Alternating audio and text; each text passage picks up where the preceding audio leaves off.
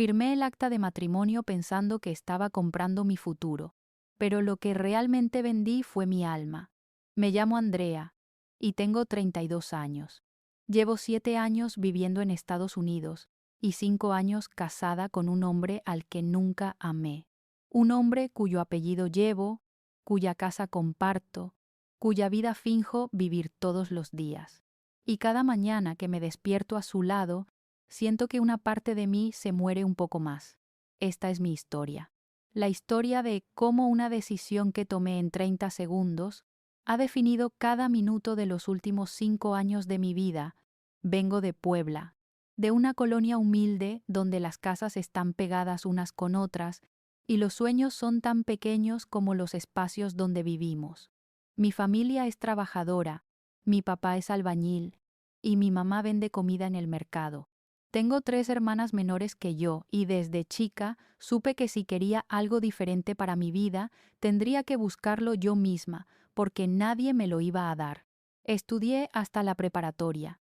Quería ir a la universidad, pero no había dinero. Trabajé en lo que pude, en tiendas, en restaurantes, cuidando niños.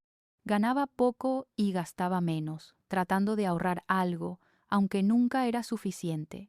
Vi pasar los años, mis amigas se casaban, tenían hijos, se conformaban con la vida que el pueblo ofrecía. Yo quería más. No sabía exactamente qué, pero sabía que tenía que ser algo más que esto. Cuando tenía 24 años, una prima que vivía en Los Ángeles vino de visita, traía ropa bonita, un celular nuevo, fotos de una vida que parecía sacada de las películas. Me platicó de su trabajo, de su apartamento, de las oportunidades que había allá. Yo la escuchaba con el corazón acelerado, imaginándome en su lugar. Le pregunté cómo le había hecho para irse, para conseguir papeles.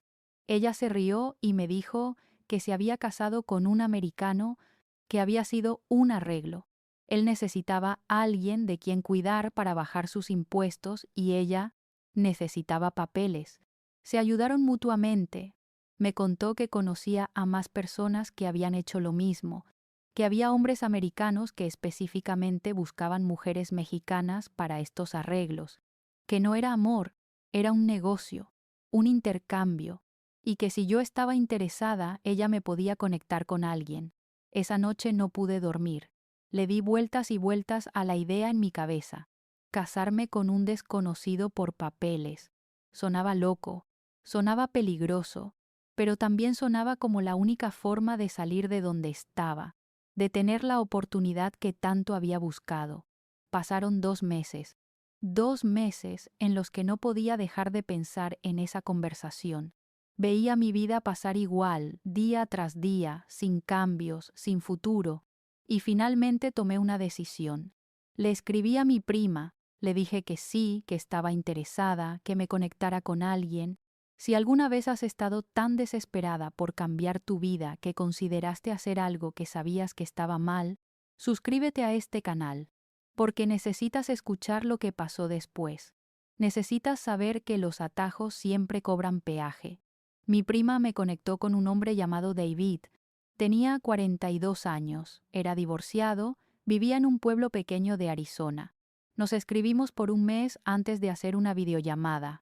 Era amable en los mensajes, me preguntaba sobre mi vida, mis intereses, qué esperaba del arreglo. Yo le respondía honestamente. Le dije que necesitaba papeles, que quería trabajar legalmente, estudiar tal vez, construir una vida en Estados Unidos. Él me dijo que entendía, que él también necesitaba algo del arreglo, que su ex esposa le quitaba mucho dinero en pensión y que si estaba casado de nuevo podía pagar menos, que era puramente un arreglo de negocios. Cuando finalmente hicimos la videollamada, me sorprendió. No era feo, tampoco era guapo, era simplemente normal. Un hombre normal con una vida normal que necesitaba algo que yo podía darle y que podía darme, algo que yo necesitaba. Hablamos por 1 hora. Me mostró su casa, su pueblo, me explicó cómo funcionaría todo. Yo me casaría con visa de turista. Aplicaríamos para el ajuste de estatus, en 2 años tendría mi green card. A cambio, yo viviría con él. Actuaríamos como pareja ante inmigración y mantendríamos el acuerdo durante al menos 3 años. Después podríamos divorciarnos si queríamos y cada quien seguiría su camino. Sonaba razonable, sonaba como un plan. Firmamos un acuerdo informal donde establecimos los términos, cuartos separados, sin expectativas románticas o sexuales, respeto mutuo. Era casi como tener un roommate, pero con un papel de matrimonio de por medio. ¿Qué podía salir mal? Conseguí una visa de turista. No fue fácil. Tuve que demostrar que tenía intenciones de regresar a México. Inventé una carta de un supuesto trabajo. Mostré un estado de cuenta bancario que mi prima me ayudó a fabricar. Mentí en la entrevista. Y me dieron la visa. 6 meses de permiso para estar en Estados Unidos como turista. Tiempo suficiente para casarme y empezar el proceso. Le dije a mi familia que iba de visita con mi prima, que iba a trabajar unos meses allá, a conocer, a ver si me gustaba. No les dije nada del matrimonio. No podía. Sabía lo que pensarían. Sabía que no lo entenderían. Llegué a Arizona un martes de junio. El calor era insoportable. David me recogió en el aeropuerto. Nos abrazamos incómodamente como dos extraños que éramos. El viaje a su casa fue silencioso. Yo miraba por la ventana, viendo este país nuevo, preguntándome en qué me estaba metiendo. Su casa era pequeña pero bonita. Tenía 2 cuartos como había prometido. Me mostró el que sería mío. Tenía una cama, un closet, una ventana con vista al desierto. Me dijo que me pusiera cómoda, que me instalara, que no había prisa, que nos casaríamos en 2 semanas cuando tuviéramos todos los papeles listos. Esas 2 semanas fueron extrañas. Vivir con un desconocido, pretender normalidad cuando no había nada normal en la situación. David trabajaba como contador desde casa. Pasaba la mayor parte del día en su oficina. Yo exploraba el pueblo, trataba de acostumbrarme al calor, a la soledad, a estar lejos de todo lo que conocía. Hablábamos poco. Buenos días, buenas noches. ¿Qué quieres cenar? Conversaciones básicas que no revelaban nada real. Éramos 2 personas compartiendo un espacio pero viviendo vidas completamente separadas. Nos casamos en el Palacio Municipal un viernes por la mañana. Sin familia, sin amigos, sin ceremonia. Solo un juez, 2 testigos que David pagó para que estuvieran ahí, y nosotros. Me puse un vestido blanco que compré en Target. David llevaba una camisa de botones y pantalones de mezclilla. Dijimos nuestros votos sin mirarnos a los ojos. Firmamos el papel. Y así, en 15 minutos, me convertí en la señora Andrea Miller. No hubo beso. No hubo celebración. Fuimos a comer hamburguesas después y regresamos a la casa. Él se fue a su oficina. Yo me fui a mi cuarto. Y empezó mi vida de casada con un extraño. Los primeros meses no fueron terribles. Teníamos nuestra rutina. Yo limpiaba la casa, cocinaba a veces. Trataba de hacer que la casa se sintiera como un hogar, aunque no lo era. David trabajaba, me daba dinero para los gastos. Era educado y respetuoso. Aplicamos para mi cambio de estatus. Empezaron las entrevistas con inmigración. Tuvimos que prepararnos. Memorizar detalles uno del otro. Qué lado de la cama ocupaba cada uno, aunque no dormíamos juntos. Qué desayunábamos. Qué hacíamos los fines de semana. Tuvimos que crear una historia falsa de cómo nos conocimos. Que había sido en un viaje que él hizo a México, que nos enamoramos, que fue amor a primera vista. Mentiras sobre mentiras que teníamos que recordar y hacer creíbles. La primera entrevista fue aterradora. El oficial de inmigración nos hizo 1000 preguntas. Nos separó y nos preguntó las mismas cosas, para ver si nuestras respuestas coincidían. Yo temblaba por dentro, pero mantuve la compostura. Actué como la esposa enamorada. David hizo lo mismo, funcionó. Nos dieron la aprobación temporal. Pero algo empezó a cambiar después de esa entrevista.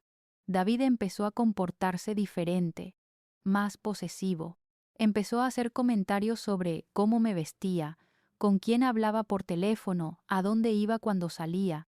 Le recordé nuestro acuerdo, que esto era un arreglo, no un matrimonio real. Él asintió, pero vi algo en sus ojos que no me gustó. Las semanas pasaron y las cosas empeoraron. David empezó a insistir en que deberíamos actuar más como pareja, incluso cuando estábamos solos, que necesitábamos tener más fotos juntos para inmigración, que deberíamos salir más, mostrarnos como pareja en el pueblo. Yo accedí a regañadientes. Salíamos a cenar, al cine, a caminar. Yo sonreía para las fotos, pero por dentro me sentía incómoda. Una noche, 6 meses después de casarnos, David tocó la puerta de mi cuarto. Entró sin esperar respuesta. Se sentó en mi cama y me dijo que necesitábamos hablar.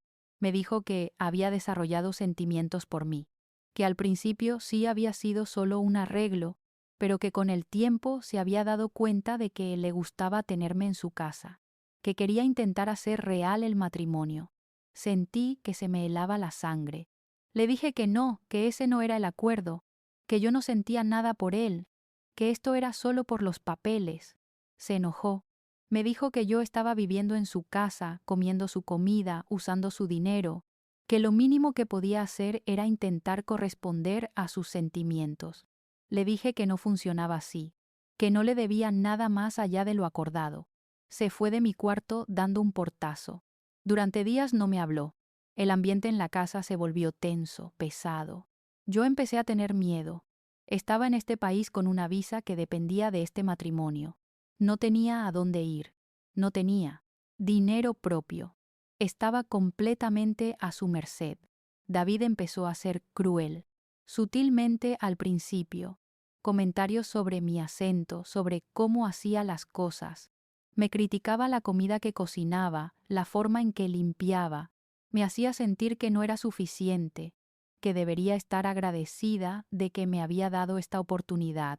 Intenté hablar con mi prima, pero ella me dijo que aguantara, que faltaba poco para que me dieran la green card, que después podría irme, divorciarme, hacer lo que quisiera, pero que si me iba ahora, perdería todo. Así que aguanté. Los meses se convirtieron en un año, luego en 2. Finalmente llegó la entrevista final para remover las condiciones de mi residencia. David y yo actuamos perfectamente. Pareja feliz, matrimonio sólido. Nos aprobaron. Recibí mi green card sin condiciones. Era oficialmente residente permanente de Estados Unidos. Pensé que eso sería el fin, que ahora podría irme. Pero David me dijo que no, que si me iba inmediatamente después de recibir la green card, inmigración sospecharía, que teníamos que esperar al menos otro año para que pareciera natural, y que además, técnicamente seguíamos casados y bajo las leyes de Arizona, si nos divorciábamos, él tenía derecho a mitad de cualquier cosa que yo ganara. Me di cuenta en ese momento de que estaba atrapada, que este hombre me tenía exactamente donde me quería, dependiente, asustada, sin opciones. Me había vendido a mí misma pensando que estaba comprando mi libertad, pero lo único que compré fue una cárcel más bonita. Si has tomado una decisión desesperada que cambió tu vida para siempre, si estás viviendo con las consecuencias de haber elegido el camino fácil, suscríbete. Contra mí 2, porque necesitas saber que no estás sola y que hay salida, aunque no la veas ahora. David se volvió más demandante. Insistía en que durmiéramos juntos, en que actuáramos como matrimonio real, incluso en privado. Yo me negaba y eso lo enfurecía. Empezó a controlar cada aspecto de mi vida. Revisaba mi teléfono. Me preguntaba a dónde iba y con quién. Me daba una cantidad limitada de dinero para gastos y me pedía recibos de todo. Un día traté de conseguir un trabajo. Pensé que si tenía mi propio dinero, tendría más opciones. David se puso furioso. Me dijo que no necesitaba trabajar, que él proveía todo. Pero yo sabía la verdad. No quería que trabajara porque eso me daría independencia. Quería mantenerme dependiente de él. La casa que al principio parecía un refugio se convirtió en una prisión. Las paredes se sentían cada vez más cercanas. El silencio era ensordecedor. Pasaba los días limpiando una casa que odiaba, cocinando para un hombre que despreciaba, fingiendo una vida que no era mía. Llamaba a mi familia cada semana. Les mentía. Les decía que todo estaba bien, que era feliz, que Estados Unidos era todo lo que había soñado. Mi mamá me preguntaba por qué nunca la visitaba. Inventaba excusas, que el trabajo, que el dinero, que pronto iría, pero la verdad es que tenía miedo. Miedo de que si regresaba a México, David no me dejara volver. Miedo de perder la green card por la que había sacrificado tanto. Las noches eran lo peor. Me acostaba en mi cama, en mi cuarto con puerta con seguro, escuchando los sonidos de la casa. A veces escuchaba a David caminar afuera de mi puerta. Se quedaba ahí parado. Yo contenía la respiración, rogando que no tocara. A veces sí tocaba. Yo fingía estar dormida. Eventualmente se iba. Empecé a tener ataques de ansiedad. Me despertaba en las noches sin poder respirar, con el corazón latiendo tan rápido que pensaba que me iba a dar un infarto. Lloraba en silencio en la regadera para que David no me escuchara. Me veía al espejo y no reconocía a la mujer que me devolvía la mirada. Tenía 27 años, pero parecía de 40. El estrés, la infelicidad, todo me estaba envejeciendo prematuramente. Pensé en el suicidio. No lo voy a negar. Hubo momentos en que sentía que no había salida, que había arruinado mi vida tan completamente que la única forma de escapar era no estar. Pero algo en mí se resistía.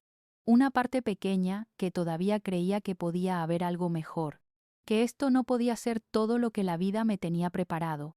Empecé a buscar ayuda en Internet. Encontré foros de otras mujeres en situaciones similares, matrimonios por papeles que se habían convertido en pesadillas. Leí sus historias y me vi reflejada en cada una. No estaba sola. Había miles como yo, atrapadas entre el miedo de perder su estatus migratorio y el horror de la vida que estaban viviendo. Una de las mujeres en el foro me mandó un mensaje privado. Me contó su historia, cómo había escapado de un matrimonio similar. Me dio información de organizaciones que ayudan a inmigrantes en situaciones de abuso. Me dijo que lo que David me estaba haciendo era abuso, control coercitivo, abuso emocional y financiero, que yo tenía opciones, que había leyes que me protegían. Empecé a investigar. Descubrí que bajo VAWA, la ley de violencia contra las mujeres, yo podía aplicar para mi propia green card independiente de David si podía demostrar que había sido víctima de abuso durante el matrimonio. No tenía que depender de él. No tenía que quedarme casada con él para mantener mi estatus. Esa información cambió todo. Por primera vez en años, sentí esperanza. Había una salida. Solo tenía que ser valiente suficiente para tomarla. Empecé a documentar todo. Cada comentario cruel de David, cada vez que revisaba mi teléfono, cada ocasión en que me negaba dinero o me controlaba. Escribía todo en un cuaderno que escondía en el fondo de mi closet. También empecé a grabar nuestras conversaciones en mi teléfono. Necesitaba pruebas.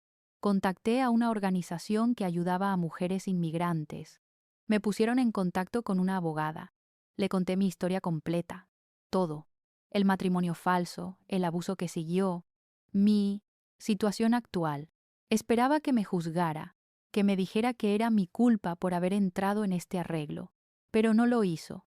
Me dijo que había visto casos como el mío docenas de veces, que los matrimonios falsos siempre tienen el potencial de volverse peligrosos porque la persona sin papeles queda en una posición de vulnerabilidad extrema, que lo que David me estaba haciendo era criminal, que yo no tenía que vivir así. Me ayudó a preparar mi caso para VAWA.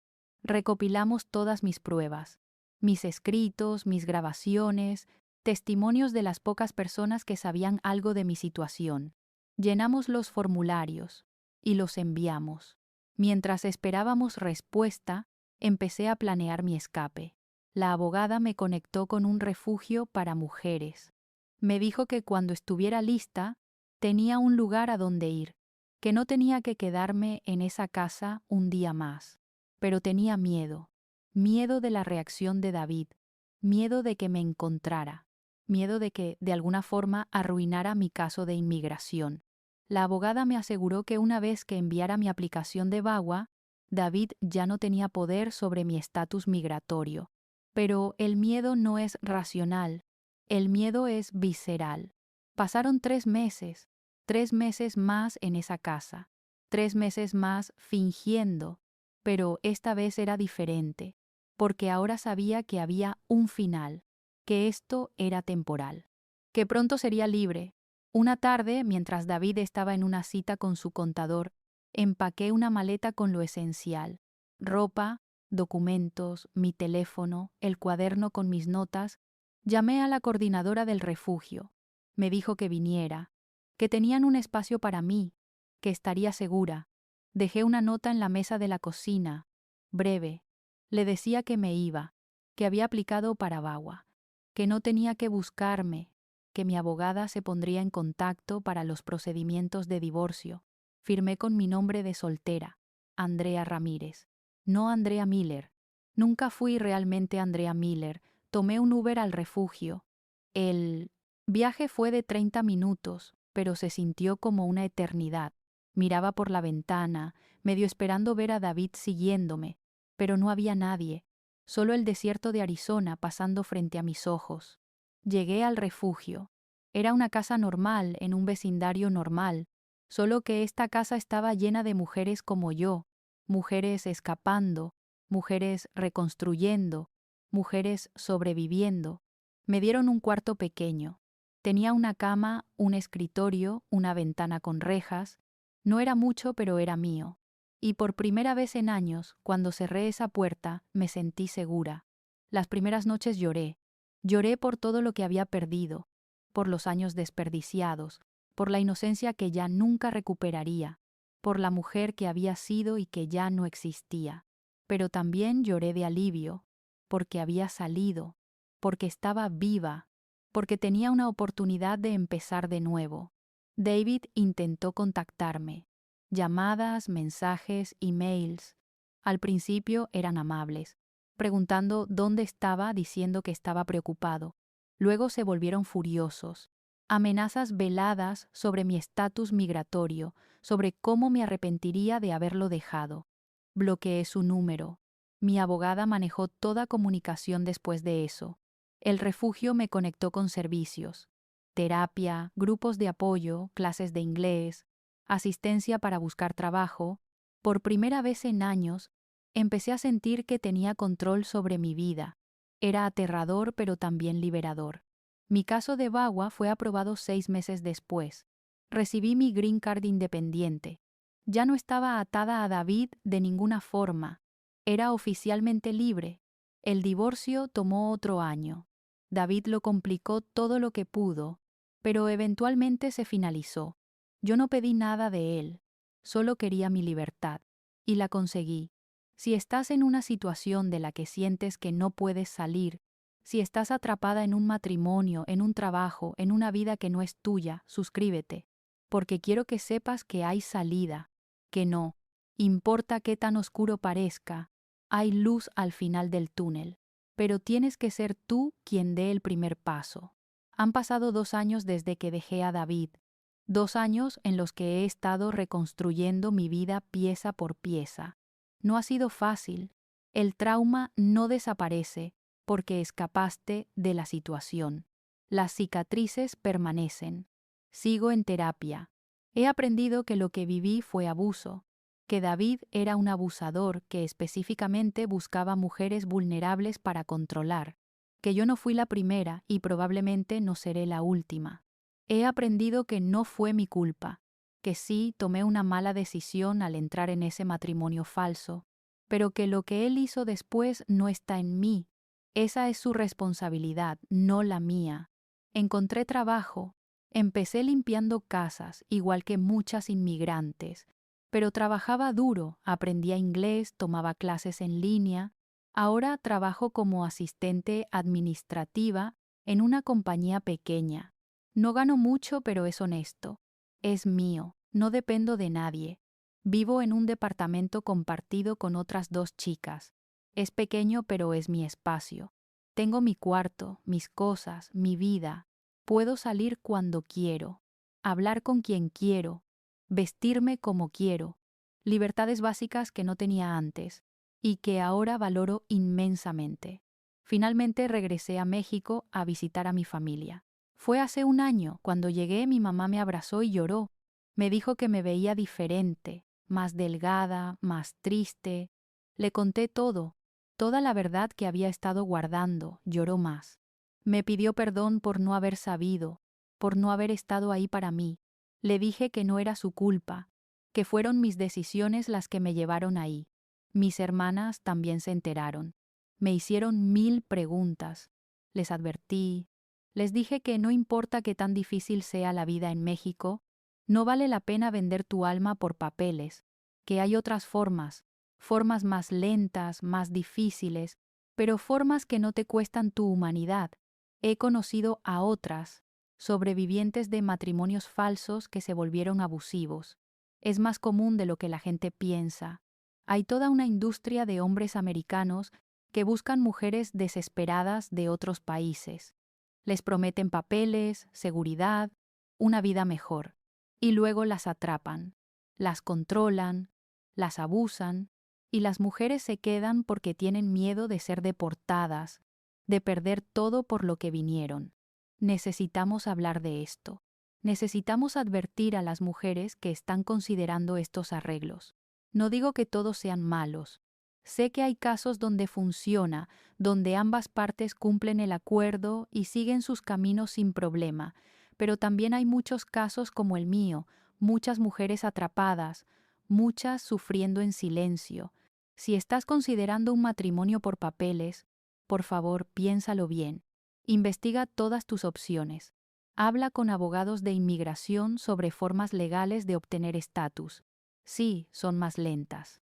Sí, son más difíciles. Pero no te ponen en una posición de vulnerabilidad extrema como lo hace un matrimonio falso. Y si ya estás en un matrimonio así y las cosas se están poniendo mal, busca ayuda. Hay organizaciones, hay abogados, hay leyes como VAWA que te protegen. No tienes que quedarte. No tienes que sacrificar tu seguridad y tu salud mental por una green card. Mi vida ahora no es perfecta.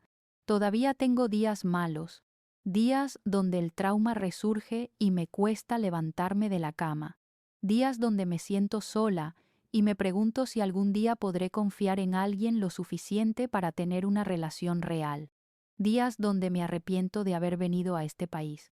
Pero también tengo días buenos, días donde me siento orgullosa de haberme salvado a mí misma, días donde veo lo lejos que he llegado, días donde me permito soñar con el futuro otra vez.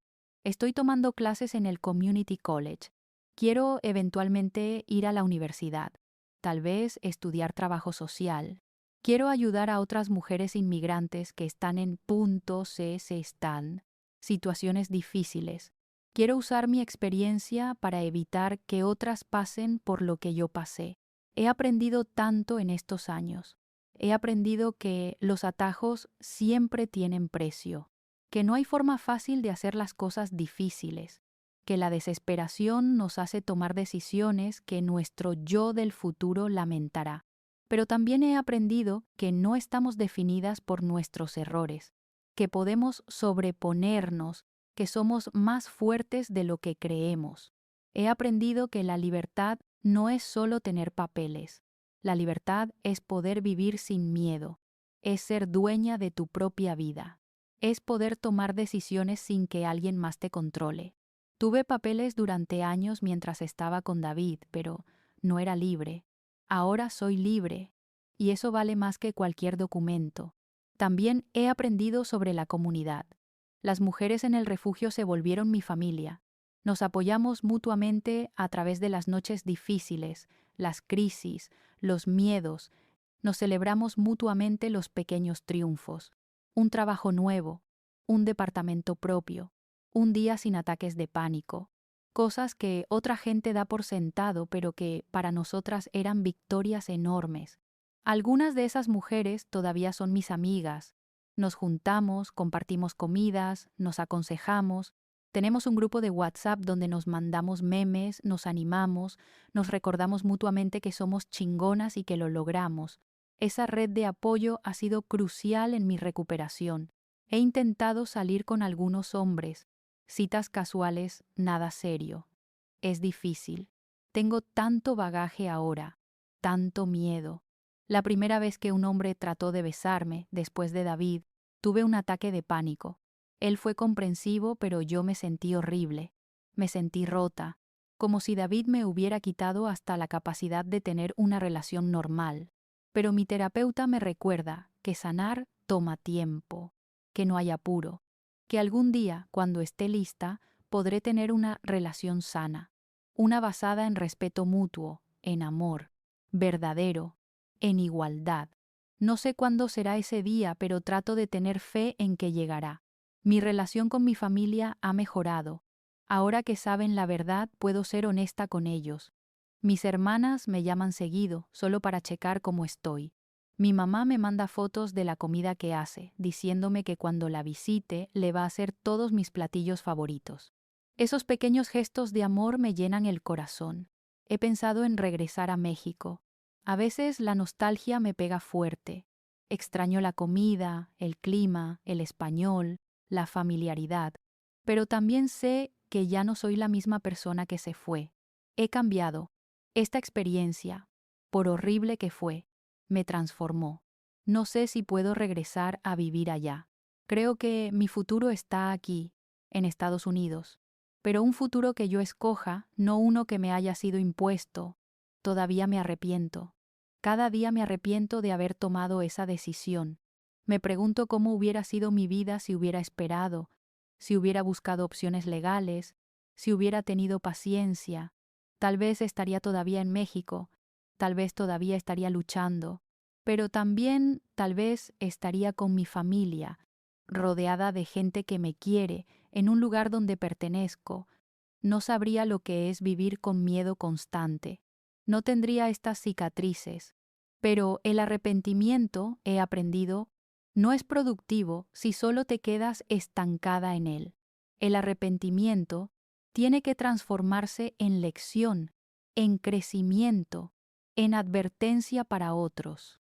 Por eso cuento mi historia, porque si, aunque sea una persona, la escucha y decide no cometer mi mismo error, entonces tal vez todo lo que pasé tendrá algún sentido.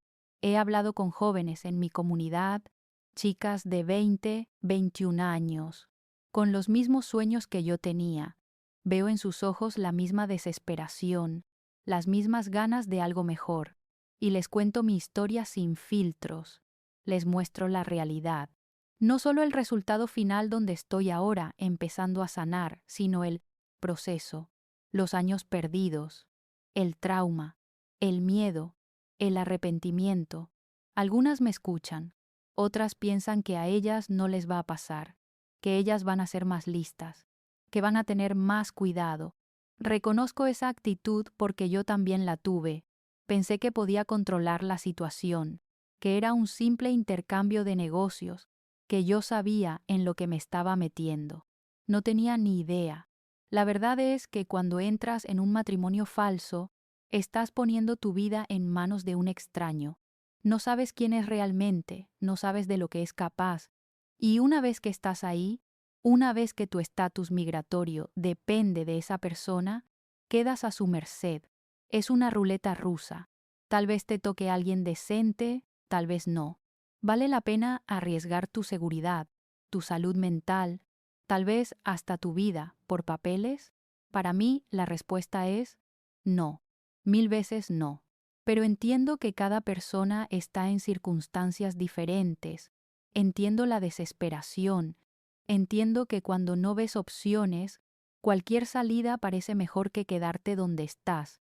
No juzgo a las mujeres que toman esta decisión, pero sí les advierto, les cuento mi experiencia y les ruego que busquen otras alternativas. He aprendido que hay programas, visas de trabajo, loterías de visas, opciones que tal vez tomen más tiempo pero que son legítimas. He aprendido que hay abogados que trabajan con tarifas bajas para inmigrantes, que hay organizaciones sin fines de lucro que ayudan. No es fácil y no es rápido, pero es más seguro que venderte a un extraño. También he aprendido sobre mi propia fortaleza. Antes de esto, no sabía que era capaz de sobrevivir algo así. No sabía que tenía en mí el coraje de escapar, de empezar de cero, de reconstruirme. Esa es quizás la única cosa buena que salió de esta experiencia. El conocimiento de que soy más fuerte de lo que pensaba, pero esa fortaleza vino a un costo muy alto, un costo que no estoy segura de que valió la pena. Preferiría no haber tenido, que descubrir qué tan fuerte soy. Preferiría haber vivido una vida normal, sin trauma, sin cicatrices, pero no tengo esa opción. Solo tengo la realidad que viví y la responsabilidad de cómo respondo a ella. Hay días donde estoy furiosa, furiosa con David por lo que me hizo, furiosa con el sistema de inmigración que crea estas situaciones de vulnerabilidad, furiosa con la sociedad que hace que mujeres como yo sientan que no tienen opciones, furiosa conmigo misma por haber sido tan ingenua. Esa furia es válida.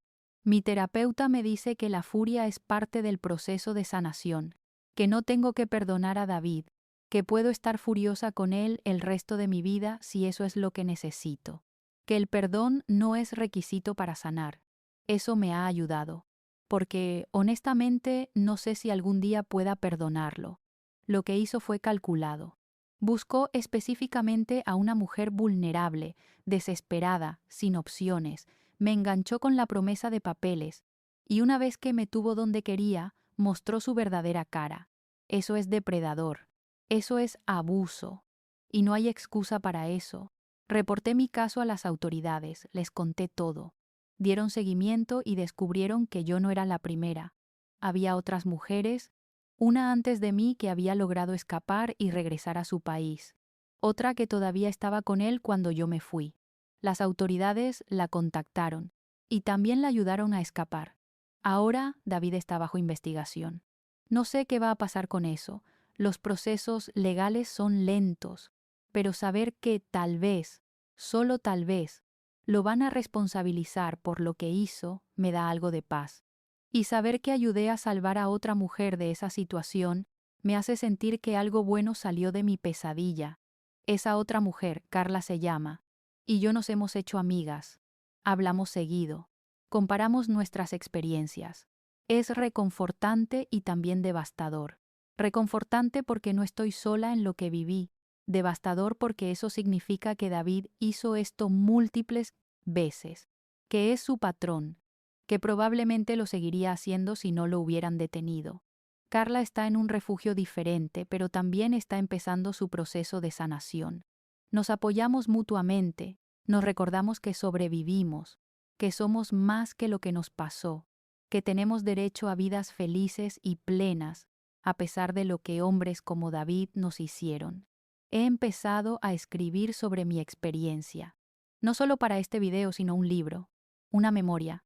Quiero documentar todo, el antes, el durante, el después. Quiero que otras mujeres lean y vean la realidad completa, no endulzada, no romantizada, la verdad cruda de lo que significa casarte con un extraño por papeles y cómo puede salir terriblemente mal.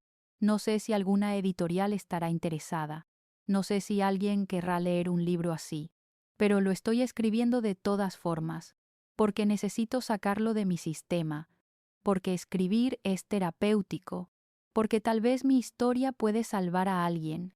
También he pensado en regresar a la escuela para estudiar leyes, específicamente leyes de inmigración. Quiero poder ayudar a otras mujeres en situaciones como la mía. Quiero conocer el sistema lo suficientemente bien como para poder navegar por ellas, protegerlas, darles las opciones que yo no sabía que tenía. Es un sueño grande, costoso, va a tomar años, pero tengo tiempo, tengo 32 años, tengo toda una vida por delante, una vida que casi pierdo pero que recuperé, y quiero hacer algo significativo con ella. Mi consejo para cualquier mujer que esté considerando un matrimonio por papeles es este: no lo hagas, busca cualquier otra opción, espera más tiempo, ahorra más dinero, aplica a programas legales. Sí, va a ser más difícil. Sí, Va a tomar más tiempo, pero vas a mantener tu dignidad, vas a mantener tu seguridad, vas a mantener el control sobre tu propia vida. Y si ya estás en un matrimonio así y las cosas están mal, sal. Busca ayuda, hay recursos, hay leyes que te protegen.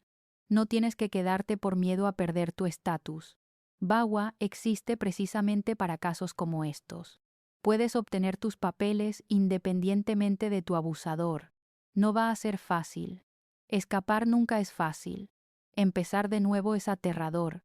Pero vivir en miedo constante, en abuso constante, eso es peor. Eso te mata lentamente por dentro. Y mereces más que eso. Mereces vivir, mereces ser libre, mereces ser feliz.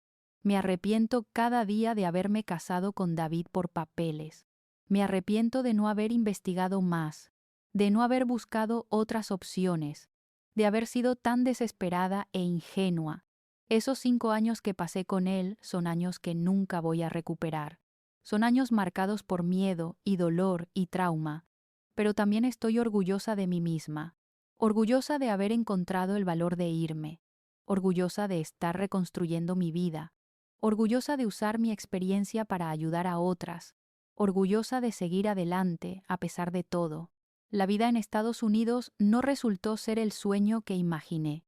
Resultó ser una pesadilla primero, pero ahora, lentamente estoy construyendo algo real, algo mío, una vida donde soy libre, donde tomo mis propias decisiones, donde nadie me controla. Y eso, después de todo lo que pasé, se siente como victoria. Si mi historia te tocó, si te hizo reflexionar, si te salvó de cometer el mismo error, entonces compártela.